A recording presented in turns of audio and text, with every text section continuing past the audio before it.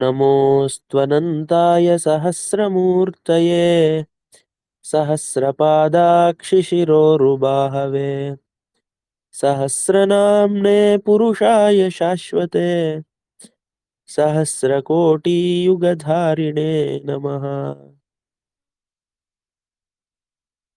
अग्राह्यः शाश्वतः कृष्णो लोहिताक्षः प्रतर्दनः प्रभूतस्त्रिककुब्धाम पवित्रं मङ्गलं परम्। अधुना गतदिने प्रतर्दनः इति नाम्नः उपरि चर्चितमासीत्। प्रतर्दनः इस नाम के ऊपर चर्चा किए थे। अद्य षष्ठीतमः नामः 60 नामस्य नाम्नः संख्या षष्ठी। प्रभूतः प्रभूतः इति नाम अस्ति। प्रभूतः इस नाम के ऊपर चर्चा करना है। समयः अस्ति चेत् त्रिककुब्धाम इति विषये अपि चर्चा करणीया।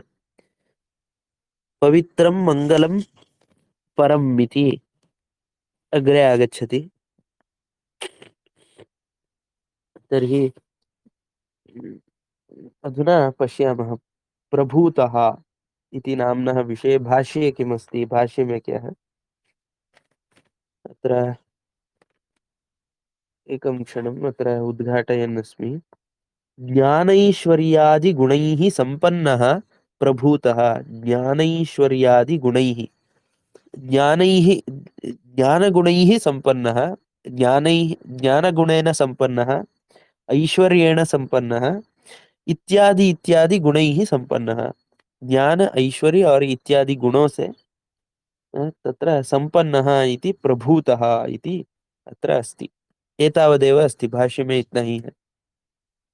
तर्हि कोशे किं किं भवति। प्रभूतं धनम अहम वांछे। बहुत ही प्रभूत धन को मैं चाहता हूँ। प्रभूतम आरोग्यम अहम इच्छामि। प्रभूतम ऐश्वर्यम अहम इच्छामि। प्रभूतं शौर्यम अहम इच्छामि। प्रभूतां प्रीतिम अहम इच्छामि। प्रभूतम इत्युक्ते बहु बहु भवेत् इति प्रभूतम् इति।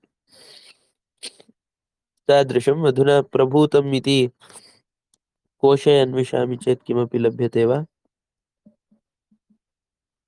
प्रभूत इति अस्ति। प्रभूतम् भूधातुः अस्ति। भूधातु सत्तार्थे विद्यमान विद्यमानता होना चाहिए। प्रभूतम् इत्युक्ते बहुत ही होना चाहिए। प्रचुरम् इत्येवम् अर्थः अस्ति। प्रचुरम् बहुत कुछ इत्यमरः। यथा कालिदासो तत्राभूत तत्राभूदप अभिभूत प्रभूत माया निकाय शतधूर्तः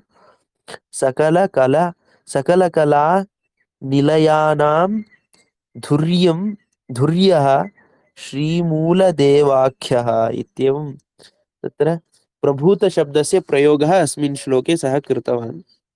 उद्गतम् इति मेदिनी। उद्गतम् इत्यपि अस्ति। उद्ग उद्गतम् इत्यस्य अर्थः कः न जानामि। भूतम् उन्नतम। कोई भूत को भी प्रभूत कहा जाता है। यथा पंचभूतम पंच प्रभूताः इत्यपि। अथवा उन्नतम उत्कृष्ट तदपि प्रभूतम इति उच्यते। तर्हि अमरकोशे बहुलम् इति अस्ति। बहुत कुछ इत्येवम्। अस्तु अग्रे एतस्य समानार्थकपदानि बहूनि सन्ति। समानार्थकपदकोशः प्रभूत प्रचुर प्राज्य अदभ्र बहुल बहु बहुल बहु बहुत सारे पुरुहु पुरु भूयिष्ठ स्थिर भूयस भूरि इति। भूयः भूरि भूयः पुनः भूरि बहुत सारा प्रभूतम् इत्येवमपि अस्ति। प्रभूतं प्रचुरं प्राच्यम् अदभ्रं बहुलं बहु पुरुहुः पुरु भूयिष्ठं स्फारं भूयिष च भूरि च इत्येवं तत्र अमरकोशे सन्ति। अमरकोश में ये प्रभूत शब्द का इतना सारा अर्थ है। तत्र प्रचुरे बहुत सारे हैं, तो उद्गीते, उद्गते, उद्गतम नाम हम ऊपर जाने, उद्गते उपरि गतं भवति चेत् उद्गतम् इति। यथा प्राणः उद्गतः, प्राण ऊपर गया, अथवा अ, उद्गच्छति इत्युक्ते ऊपर जाना। तर्हि उत्कृष्टे प्रभूत इति अस्ति, पुनः भूते अस्ति, पुनः उन्नते च, उन्नते च, औन्नत्य में भी प्रभूत शब्द का प्रयोग है। घ्राभूतिका प्रचुरवक्ति, अस्तु एवमस्ति। अधुना अत्र प्रभूत इत्युक्ते मच्, अबण् अबण्डण्ट् इति उद्भवः किमपि अस्ति। अ? उद्भवः एवम् अपि शब्दः अ? अस्ति। उद्भवः ओ उद्भवितः इति, इत्युक्ते भू, उद्भवः इत्युक्ते उपरि भवः, उद्भवः इत्युक्ते ऊपर, ऊपर में रहना, उत् भवति, उपरि भवति इति उद्भवः, अत्युत्कृष्टः इत्यर्थः अत्र प्रयुक्तः।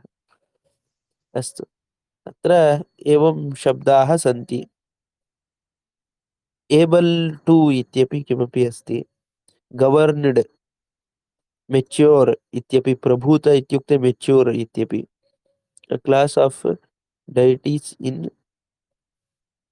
ओहो तत्र डेटीस्, प्रभूत इति एकविधः देवताः अपि सन्ति इति अत्र मिनियर् विलियम्स् कोशे अपि एवम् एवं सर्वं दत्तमस्ति। A great primary element, great primary element प्रभूत इत्युक्ते मुख्य भूताः इति। पुनः बिकम्, प्रभूत इत्युक्ते बिकम्, ट्रान्स्फार्म्ड् इत्यपि अस्ति। इत्युक्ते प्रभूतशब्दस्य एतावत् कोशेषु लब्धमस्ति। कुत्रापि व्यवहारे पूर्वं प्रयुक्तमस्ति वा प्रभूत इति शब्दः? एवं वदति खलु सामान्यव्यवहारे? हुँ? प्रभुत्व अस्ति, तस्य प्रभुत्व अस्ति एवं वदति खलु। प्रभुत्वमस्ति। हा प्रभु इति शब्दः अपि एवमेव आगतः। प्र इति उपसर्गः, भूधातुः, प्रभु, प्रभु, प्रभूत इत्यत्र भूताः प्रकृष्टेन भवति इति। तर्हि बहुत कुछ अत्र किं दत्तं, ज्ञानैश्वर्यादिगुणैः सम्पन्नः। यथा ज्ञानं कियदस्ति परमात्मनः इत्युक्ते, परमात्मा सर्वः, यः यः सर्वः, जो सब कुछ है, यः विश्वं, विष्णुः, वषट्कारः इत्यादि यत्किमपि अस्ति, यत्किमपि उक्तमस्ति नामानि, यानि कानि अपि नामानि उक्तानि, तत्र तस्य ज्ञानं बहु प्रभूतं, लिमिटेड् इति नास्ति इति एव अर्थः। पुनः प्रभूत इत्यस्य अन्यत् किम्, ऐश्वर्यैः, ऐश्वर्यम् इत्युक्ते तस्य किमपि न्यूनता नास्ति इति। तत्र तस्य सामर्थ्यं तु इन्फिनैट् इत्येवं वदन्ति खलु, तस्मिन् किमपि न्यूनं न भवति इति। अहं गतदिने एवमेव किञ्चित् पश्यामि स्म, किमपि इन्फिनिटी इति विषये किमपि नेट्फ्लिक्स् द्वारा किमपि सीरीस्, इति सीरीस् नास्ति, एकं लघु फ़िल्म्, एकघण्टायाः अस्ति। अहम् एवमेव किञ्चित् आरम्भे दृष्टवान्, इत्युक्ते इन्फिनैट् विषये कथं गणनाः भवन्ति इत्यादि तत्र आसन्। तत्र तत् किमर्थं स्मरामि इत्युक्ते, वयं यदा गणितम् इति चिन्तयामः, अथवा जगतः विस्तीर्णम् इति चिन्तयामः, एतदेव बहु प्रभूतम् इति भासते। अस्माकं दृश्यं जगत्, लोकः इति यत् पश्यामः, जिस लोक को लोकः इति वदामः, यत् आलोक्यते सः लोकः, जो लोकित हो जाता है, जो दिखता है, यत्र प्रकाशः भवति सः लोकः, प्रकाश से जो दिखता है वो सब कुछ लोक है। तर्हि आलोक्यते, अथवा यत् आलोक्यते येन आलोक्यते सः आलोकः, जिससे हम देखते हैं उसको आलोक कहते हैं, इत्युक्ते प्रकाशः इति। तर्हि एषः लोकः एव तत्र विस्तीर्णं पश्यामः चेत् प्रभूतमस्ति, तत्र अन्त्यं नास्ति, अथवा लिमिट् इति नास्ति, एतावदेव इति नास्ति। एतस्मात् लोकात् यत्किमपि एतस्मिन् लोके यावद् भवतु तावत् स्थापयितुं शक्नुमः। इस लोक में जितना हो उतना हम ले आ सकते हैं। यद् यावदपि अत्र अत्र संग्रहस्य न्यूनता एव नास्ति। स्टोरेज कम ही नहीं होता है। पुनः एतद्विषये किमपि न्यूनमेव न भवति, तादृशम् एतत् जगत् दृश्यं जगदेव तत्र एतावत् प्रभूतमस्ति। तर्हि एतत्तु दृश्यं जगत् तस्य पादभागः इति, उसका 1/4 इति, पादोऽस्य विश्वा भूतानि इत्येवम् आगतं। तर्हि तादृशः अस्ति, सः प्रभूतः अस्ति इत्येवं नाम भवति। एतद्विषये किमपि प्रश्नाः आगच्छन्ति वा प्रभूत इति विषये? कोई प्रश्न आ सकते हैं क्या? येऽपि प्रश्नाः प्रभूत इति परमात्मनि सर्वम् अस्ति चेत् सर्वं किमर्थं न ददाति इत्येवं कश्चन प्रष्टुं शक्नोति, किसी को मन में आ सकता है। नो चेत् परमात्मनः सर्वविधम् ऐश्वर्यम् अस्ति वा? सभी प्रकार के ऐश्वर्य है का? तस्य सर्वविध नियन्त्रणम् अस्ति वा? तर्हि सः परमात्मा किमर्थं मम बाल्ये भवति स्म, परमात्मनः सर्वसामर्थ्यम् अस्ति चेत् सः किमर्थं मम पुरतः नागच्छति इति। इत्युक्ते त्वं समर्थः चेत् मम पुरतः किमर्थं नागच्छति, तर्हि मम एव उत्तरं भवति स्म, अहं तु अज्ञानी अस्मि, अतः नागच्छति। अज्ञानी अस्ति चेत् सः नागन्तुं शक्नोति, तर्हि तत्र तस्य सामर्थ्यं न्यूनमस्ति। अज्ञानी के सामने वो नहीं आ सकता है, तो उसमें उसका सामर्थ्य नहीं। एवं मनसि आगच्छति स्म। पुनः किं भवति, एतादृशमेव भवति। अथवा सः कष्टं किमर्थम् अनुभवति? सः दुष्टकार्यं कृतवान्, अतः कष्टम् अनुभवति। ओ, तर्हि परमात्मनः सामर्थ्यं नास्ति दुष्टस्य तत्र दुष्टस्य कष्टं निवारयितुं, सामर्थ्यमेव नास्ति इत्येवम्। इत्युक्ते तस्य सामर्थ्ये प्रभूतत्वं नास्ति, नास्ति वा इत्येवं प्रश्नाः मनसि भवन्ति स्म। निर्णयः न करोमि स्म, किन्तु प्रश्नादिकं भवति स्म। एवमेव बहुत्र प्रश्नादिकं भवितुमर्हति। एवं परमात्मनः सर्वविधसामर्थ्यमस्ति चेत् केवलं सन्तोषः एव सन्तोषः इति किमर्थं न कृतवान् सः सर्वत्र इत्यपि भवति। तर्हि तत्र अस्माभिः किं वक्तुं शक्यते, वदन्तु। भवतां मनसि किमपि आगच्छति वा एतादृशप्रश्नस्य उत्तरं? परमात्मा सर्वसमर्थः अस्ति चेत् किमर्थं सः अ, तत्र विज्ञानं किमर्थम् आवश्यकम्? एतत् गुरुत्वाकर्षणं, पृथिवी इत्यादि सर्वं किमर्थम् अपेक्षते? मह्यम् एवं भवति स्म, परमात्मा सर्वसमर्थः चेत् किमर्थम् अस्मभ्यम् उदरं दत्तवान्? क्यों हमें पेट दिया है? स्वयमेव किमपि एवमेव भवतु, उदरं विनापि व्यवहारः भवतु इत्येवम् इत्युक्ते बालेश प्रश्नाः भवन्ति स्म। किन्तु सः सर्वमपि कर्तुं समर्थः। यथा जगति वयं पृथिव्यामेव पश्यामः, कतिविध जीविनः सन्ति, कितने प्रकार के जीवी हैं, कितने विचित्र विचित्र विचित्र विचित्र सृष्टिः अस्ति। पुनः तस्य सम्पूर्णं सर्वेपि सुखिनः भवन्ति, तादृशलोकाः अपि नास्ति इति कथं वदामः वयं? वैसे लोक भी नहीं है, ऐसा कैसे हम कह सकते हैं? तत्र सब केवलं तत्र सुखमेव भवति, सर्वेपि सुखिनः भवन्ति, तादृशं लोकं नास्ति इति तु वयं वक्तुं न शक्नुमः। तावत् बृहदस्ति। पुनः केवलं दुःखं भवतु तादृशमपि भवति। अथवा सर्वं समानं भवतु तादृशमपि भवति।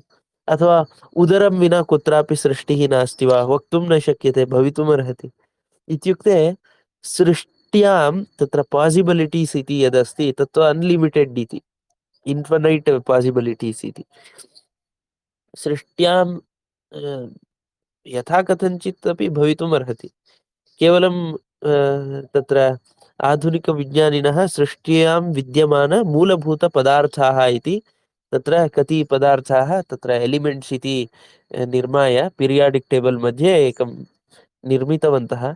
तद्विहाय अपि किमपि अस्ति वा? तद्विहाय अपि किं तत्र कथं निर्णयः तस्य भवति इति मम अध्ययनं पूर्णतया नास्ति।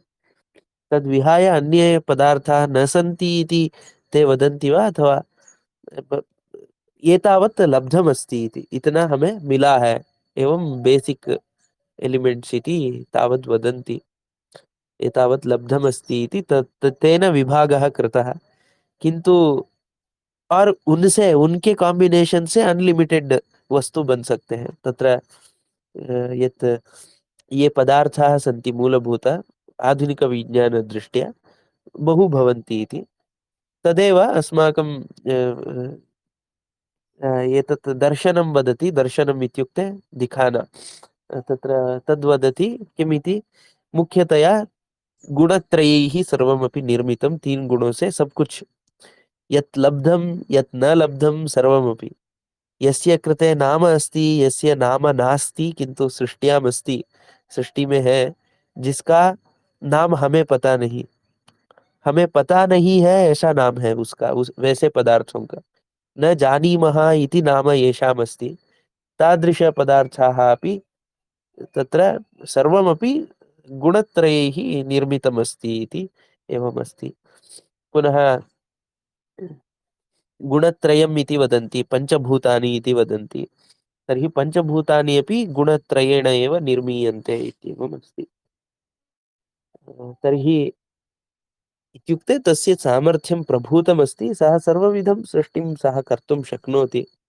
अ, तर्हि अधुनैव मां तत्र मुझे गायब करने का यथा मम एवं प्रश्नः भवति स्म। अधुनैव मम तत्र किं वक्तव्यं, गायब इति संस्कृते कथं वक्तव्यम्? आङ्ग्लभाषायां किं वदन्ति, तत्र किमपि शब्दः अस्ति खलु, ट्रान्स्पोर्टेशन् इति वा, अथवा तथा हि संस्कृते कोऽपि शब्दः अस्ति। disappear. डिसपियर् इति, अदृश्यः एकस्मिन् क्षणे अदृश्यं कर्तुं परमात्मा न शक्नोति खलु। अथवा एतस्मिन् क्षणे मम इच्छानुगुणं सर्वं कर्तुं न शक्नोति खलु इति एवं वयं चिन्तयामः। किन्तु अस्माकम् इच्छानुगुणमेव सः चालयति। अस्माकम् इच्छा अस्ति, अस्मिन् एतत् प्राप्नोतु, तत् प्राप्नोतु, तत् प्राप्नोतु इत्येवम् इच्छा अस्ति। तदनुगुणमेव एतं शरीरं, एतत् शरीरं लब्धमस्ति, उसके अनुसार ही ये शरीर मिला है। अस्माकम् इच्छाः सन्ति, ताः पूरितुमेव एतादृशम् अस्ति इति एवम् अस्ति। पुनः मम इच्छाविरुद्धम् अपि सः करोतु इति चिन्तयामः चेत् तदपि करोति, इच्छा के विरुद्ध भी वो करता है। पुनः सर्वेषाम् इच्छामपि सः पूरयति, सभी की इच्छाओं को भी पूर्ण करता है। सर्वेषाम् इच्छा एकविधा भवतु, सभी की इच्छा एक ही होना चाहिए, ऐसा करो परमात्मा, उसका उसका सामर्थ्य नहीं है क्या? तर्हि तदपि तस्य सामर्थ्यमस्ति। सर्वेषाम् इच्छा एका भवति खलु, केनापि रूपेण एका भवति काले काले। तर्हि परमात्मा कालमेव नष्टं करोतु, अथवा परमात्मा एतदेव इति इत्येवम् एवं सर्वं सर्वविधविचित्रप्रश्नाः कर्तुं शक्नुमः। किन्तु प्रभूतः इति यदस्ति, अस्तु सः सर्वं कर्तुं समर्थः अस्ति, तत् द्रष्टुं वयं समर्थाः न स्मः। परमात्मा सर्वं कर्तुं समर्थः, किन्तु सः सर्वं करोति इति वयं द्रष्टुं न समर्थाः खलु। एतद्विषये प्रभूत इति इत्युक्ते जगत् विषये एव एवं प्रभूतम् इति वदामः। तर्हि धनं प्रभूतमस्ति। एवं सर्वमपि प्रभूतं, यत्किमपि प्रभूतमस्ति तत्सर्वं परमात्मैव इति। परमात्मा ही है, प्रभूत है। इत्येवं प्रभूत इति विषये चिन्तनम् आगतम्। इतोपि किमपि अस्ति वा? तर्हि एतत् बालकानां चिन्तनं भवितुमर्हति कि केवलं सर्वं मम इच्छानुगुणं किमर्थं नास्ति? अथवा कश्चन दुःखी चिन्तयितुं शक्नोति, कोई दुःखी आदमी कह सकता है, परमात्मा को प्रभूत कहते हैं इतना सब कुछ, तर्हि किमर्थम् एवमस्ति मम कष्टम् इत्येवं। तर्हि तत्रापि परमात्मा प्रभूतः अस्ति खलु, प्रभूतम् एव प्राप्तव्यमस्ति अस्माभिः, प्रभूत को ही लेना है। अस्माकम् अल्प इच्छाः सन्ति, अल्प वस्तूनां विषये तत्र एतदस्ति, तदर्थं सामर्थ्यं ददाति सः इति। अ, सामर्थ्यं किमर्थं ददाति इत्युक्ते सामर्थ्यमपि प्रभूतमस्ति। सामर्थ्ये भी एक प्रभूत शक्ति ही है, सः यत्किमपि ददाति तत्सर्वं प्रभूतमस्ति। एवम् इत्युक्ते प्रभूतः इति स्वयमेव अस्ति इति एवं। किं वक्तव्यं न जानामि, इतोपि भावः भवेत् एतद्विषये। अग्रिमं नाम ककुब्धाम, त्रिककुब्धाम इति अस्ति। एतद्विषये भाष्ये किमस्ति? ऊर्ध्वाधोम ऊर्ध्वाधोम धोमध्यभेद ऊर्ध्वाधोमध्यभेदेन, ऊर्ध्व अधो मध्यभेदेन, ऊपर नीचे मध्य, ऊर्ध्व अधः मध्यः इति भेदेन तिसॄणां ककुभामपि धामेति। तिसॄणाम्, ऊपर मध्य नीचे, ये तीनों तिसॄणां ककुभामपि धामेति त्रिककुब्धाम इत्येकमिदं नाम। ऐसे भी एक नेम है, ऊपर मध्य और नीचे तीनों जगह उसका धाम है, तस्य धाम, तस्य स्थानमस्ति इत्येवम्। आश्रय है इत्युक्ते सर्वत्र सः अस्ति इत्येवम्। ऊर्ध्व अधः मध्यभागे अस्ति। येन पुनानि, अग्रे किमपि अस्ति वा? येन पुनानि ये वा पुनाति, तत्र पवित्रम् इति अग्रिमं नाम। अधुना त्रिककुब्धाम, तत्र अवतु माम्, अवतु, तत्र ऊर्ध्वात् माम् अवतु, अधः अव पुरस्तात्, अव पश्चात्तात् इत्येवं मन्त्राणि आगच्छन्ति। पुरस्तात् मां मह्यम अवतु, मेरे रक्षा करो। अ, पश्चात्तात्, पश्चात से, पश्चिम से मेरा रक्षा करो। उत्तरात् मम रक्षां करोतु, दक्षिणात् मम रक्षां करोतु। अव ऊर्ध्वात्, ऊर्ध्वात् मम रक्षणं करोतु, अधस्तात् मम रक्षणं करोतु इत्येवं मन्त्रेषु प्रार्थना क्रियते। तत्र सर्वत्र सः अस्ति इति। सः त्रिककुब् धाम, त्रिककुब्, सर्वत्र तस्य धाम अस्ति इति अत्र वदन्ति। अधुना एतद्विषये इतोपि किमपि लभ्यते वा पश्यामि।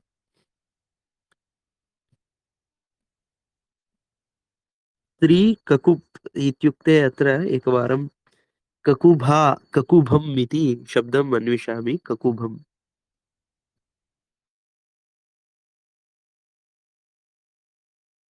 ककुभ इति शब्दः अस्ति।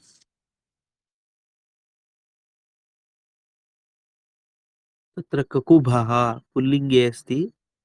कस्य वातस्य कुहु भूमिः, कस्य वातस्य कुहु भूमिः स्थानं प्रकाशरूपविशेष इति यावत् भा भात्यस्मात् ककु भा कः इति। ककुभः, ककुभा क, ककु इत्युक्ते किमस्ति? कस्य वातस्य कुहु भूमिः स्थानम् इत्युक्ते क क क क इति शब्दस्य अर्थः वातः। ख इत्युक्ते महाप्राणः, ख इत्युक्ते आकाशः। अल्पप्राणक इत्युक्ते वातः वा तस्य भूमिः तस्य स्थानं भूमि का जो स्थान है अथवा वातस्य यत् स्थानम् अस्ति वात का जो भूमि है वातः यत्र तिष्ठति तत् स्थानं प्रकाशरूपविशेष इति यावत् भात्यस्मात्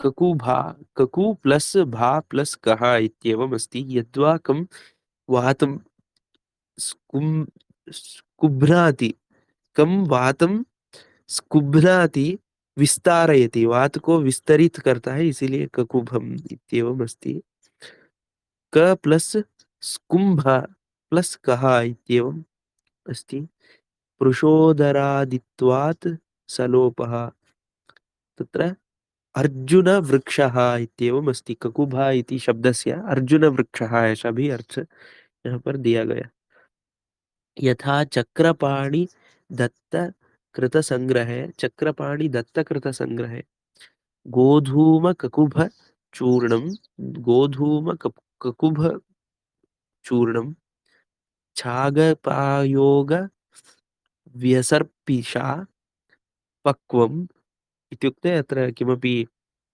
गेहूं को ककुभ ककुभ चूर्णम् इत्यादि किमपि तत्र आयुर्वेदशास्त्रस्य विषयः अस्ति मधुशर्करा समेतं समयति हृद्रोग हृद्रोगम् उद्धतं पुंसाम् इत्युक्ते मनुष्याणां हृद्रोगस्य निवारणं भवति इत्येवं किमपि अस्ति अत्र मूलं नागबलायास्तु चूर्णं दुग्धेन पाययेत् कैसे उसको पाना है एवं ककुभ शब्दः अत्र अस्ति आयुर्वेदशास्त्रेऽपि अस्ति हृद्रोगश्वासकासघ्नं श्वासकासघ्नं ककुभस्य च वल्कलं ककुभ के जो वल्कल तत्र सस्यमस्ति तस्य वल्कलं हृद्रोग श्वास कासघ्नम् इत्युक्ते हृद्रोग को श्वास समस्या पुनः खासः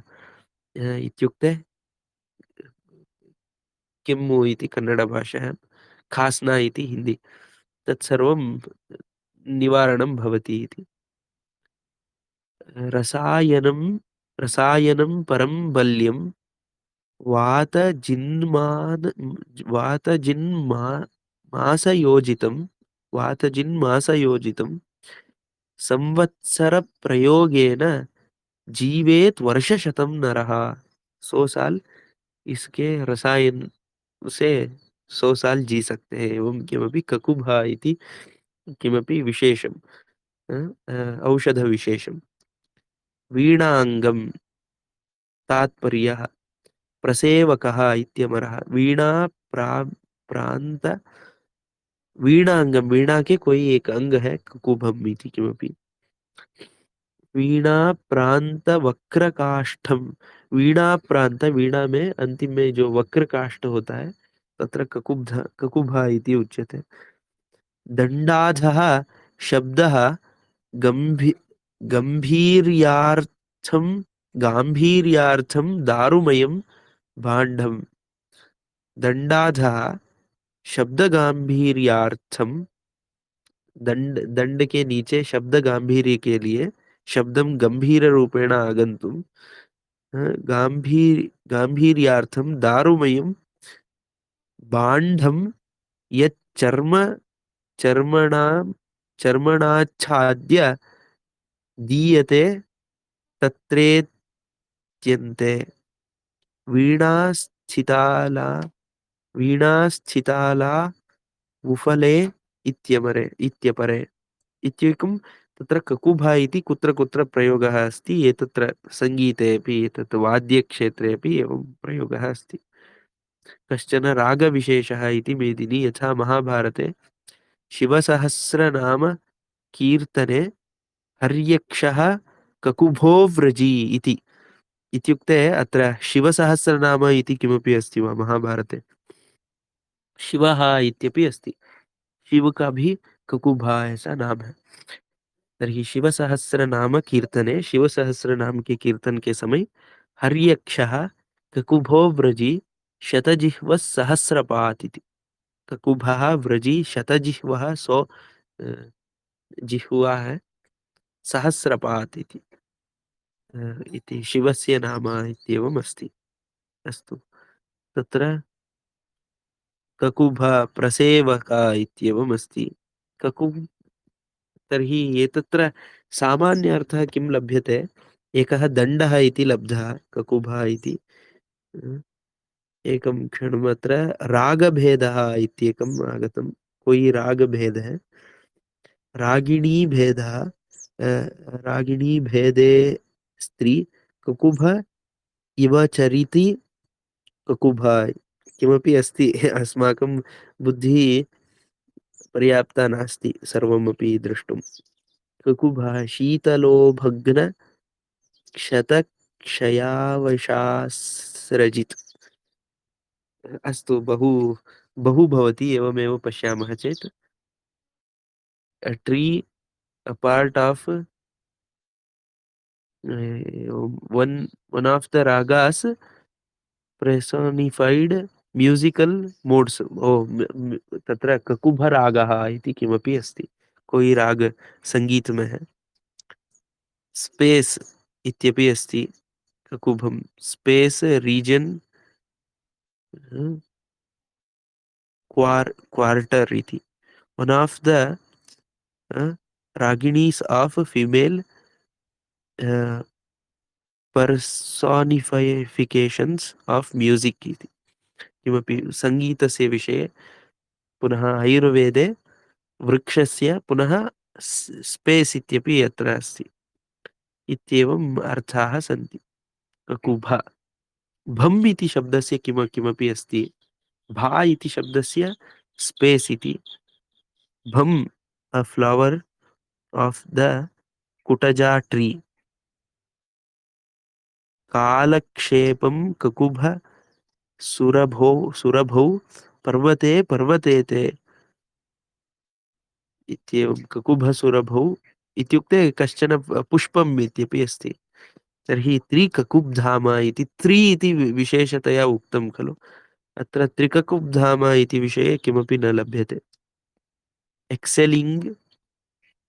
एक्सेलिङ्ग् डिस्टिङ्ग्विश्ड् इति अस्ति। अहं लाफ्टी, अहं डिस्टिङ्ग्विश्ड् इत्यादि अहं न जानामि, भवन्तः आङ्ग्लभाषां जानन्ति चेत्। एतत् मिनियर् विलियम्स् इति कोशे एवमेवं दत्तवान्। पूर्वम् आङ्ग्लभाषायां कोशद्वयमस्ति, कोशत्रयमस्ति। शब्दसागरः, आप्टे कोशः, मिलियर् विलियम्स् इति कोशत्रयम् आङ्ग्लभाषायामपि अर्थं प्रयच्छन्ति, इङ्ग्लिश् में भी अर्थ दिए हैं। टर्मिनलिया अर्जुना, part of the Indian lute called the belly, a wooden vessel covered with leather plated under its neck to render the sound deeper. इत्युक्ते तदेव एतस्य वीणायाः विषये एव उच्यते। पर्टिक्युलर राग or mode, a kind of desire, desire नास्ति, disease इति। अ kind of disease इत्यपि कश्चन रोगस्यापि विशेषः एवम् अत्र दत्तं।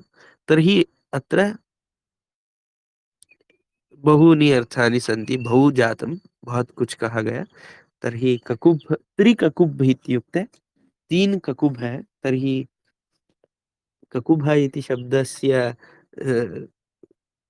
अत्र तु किमस्ति, ऊर्ध्व अध मध्यभेदेन तिसॄणां ककुभा।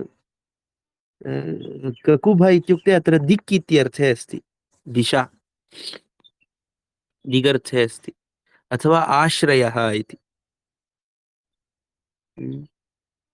अस्तु, एतावत् ककुभम् इति आश्रयः इत्यर्थे अस्ति। त्रिककुब्धाम। त्रिलोक, त्रिलोक एवं वक्तुम् अधः मध्य उपरि, तर्हि त्रिलोक, अधः मध्ये उपरि इति त्रिलोकनाथ लोकत्रयम् एवं इत्यपि वक्तुं शक्यते। त्रिलोकस्य अथ नाथ। नाथः अस्ति इति तत्र अन्येषु वचनेषु यत् विरुद्धं नास्ति तादृशम् अर्थमेव स्वीकर्तुं शक्यते। तत्र तु विरुद्धं नास्ति। पुनः त्रिककुप् इत्युक्ते ऊर्ध्व अधः मध्यमम् इत्येवं सर्वदा वयं वदामः। ऊर्ध्वं मध्यं यत्र वयं स्मः तत्सर्वं मध्यम् इत्युक्ते अधः इति। एतदेव काले अपि पश्यामः चेत् ऊर्ध्वं मध्य अधः इति। तर्हि दिग्विषये अत्र उच्यते आश्रयः त्रिककुब्धाम इत्युक्ते एतेषाम् आश्रयः इति। ये ऊपर नीचे मध्य में जो भी है इनका आश्रय वो है एवमपि अस्ति। एतस्य आश्रयः सः इति त्रिककुब्धाम। पुनः पवित्रम् इति विषये आरम्भेऽपि वयं दृष्टवन्तः। पवित्रं वित्रम् इति शब्दस्य कः अर्थः आसीत् वयं विस्मृतवन्तः। पवित्रम्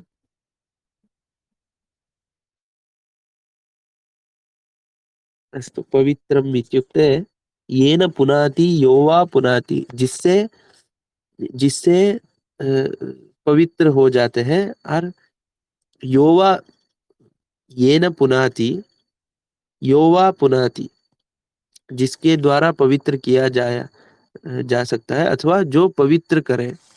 यो वा पुनाति ऋषिर्देवता वा तत् जो भी ऋषि हो देवता हो तत् पवित्रम वो पवित्र है। पुवः संनीतम इत्येवम् अस्ति। कर्तरि चर्षि देवतयोः इति भगवत् भगवत्पाणि निस्मरणात् इत्यत्र प्रत्ययः अशुभानि निराचष्टे तनोति शुभ संततिम। अशुभानि निराचष्टे अशुभ को निकाल देता है। निराचष्टे इत्युक्ते शब्दस्य अर्थः दूरं दूरं करोति इति। निराचष्टे आचष्टे निराचष्टे। आचष्टे इत्युक्ते समीपं गच्छति। निराचष्टे दूरं करोति। तनोति संततिं शुभ संततिं ददाति शुभं करोति इति। स्मृतिमात्रेण यत् पुंसां ब्रह्म तन्मङ्गलं विदुः इति मङ्गलशब्दस्य एवम् अस्ति। मङ्गलम् इति पवित्रं मङ्गलं परम् इति एवम् अस्ति अग्रे। इति विष्णुपुराणवचनात् कल्याणरूप रूपद्वा रूपत्वात् वा कल्याण रूपद्वात् वा मंगलम। कल्याण रूप होने के कारण इसको मंगल कहा जाता है। परम सर्वभूतेभ्यः उत्कृष्टम उत्कृष्टम ब्रह्मा। इत्युक्ते परम अत्युत्कृष्ट है। सर्वभूतेभ्यः उत्कृष्टम सारे भूतों से ही उत्कृष्ट है। तर्हि मंगलम परम इत्येकम् इति मिलित्वा एकमपि स्वीकर्तुं शक्यते। इत्येकमिदं नाम सविशेषणम मंगलम परम परम मंगलम जो मंगल से भी मंगल है ऐसा अर्थ में परम मंगलम मंगलम परम इत्येवम् एक नाम एक ही नाम है। एवं अत्र अत्र दत्तमस्ति भाष्ये। तर्हि पवित्रम् इति शब्दस्य पूयते अनेन इति पवित्रं पूयते अनेन वर्षणम्। एतद्विषये पूर्वमपि पठितवन्तः। यज्ञोपवीतमपि पवित्रम् इति उच्यते। अर्घोपकरणम् अर्घोपकरणं घृतं पू इत्र पवित्र इति। व्रतादिना शुद्धः व्रतादियों से शुद्ध। तिलवृक्षः एवं बहूनि अर्थानि सन्ति। अस्तु एतादृश तत्र एतावत् पर्याप्तम्। अद्य प्रभूत इति नाम दृष्टं। त्रिककुब्धाम इति दृष्टं। पवित्र मङ्गलम् इत्यादि विषये पूर्वमपि चर्चितं पुनः विस्मृतमेव। किं किं चर्चितं पवित्रशब्दस्य कः अर्थः इत्यादि। अस्तु, सामान्यार्थम् अधुना स्वीकृत्य पवित्रं मङ्गलं परम् इत्येव भवतु। अग्रे पश्यामः अनन्तरम्। अधुना समापयामि। सम्यक्तया न उक्तवान् सर्वमपि, तथापि ध्यानेन शृण्वन्ति। अस्तु, समापयामः वा? आम्, आम्, आम्।